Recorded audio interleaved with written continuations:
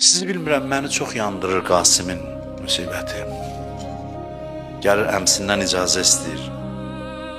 Birinci dəfədir Kərbəlada görürəm, ağa qətiyyətlə yox deyir. Deyir, icazə olar gedim, deyir, yox. Heç kəsə bu yoxu deməmişdi. Uşaq oturdu yerə, qəmli halda gözlərindən yaş gəlir.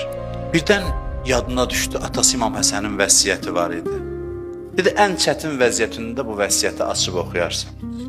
Dedi, götürdü o məktubu, açdı, birinci dəfədir baxır, atasından məktubdur. Deyirsən, Əmin Hüseyni Kərbəlada görəcəksən, bir gün gələcək ki, Kərbəlada Əmin Hüseyni görəcəksən, hansı halda? Düşmənlərin əhatəsində, kimsəsiz qərib görəcəksən əmivi. Deyir, o vaxt canını əmindən əsirgəmə, canını apar əmivə hədiyyə elə. Məktubu götürdü, gəldi təqdim elədi əmisinə.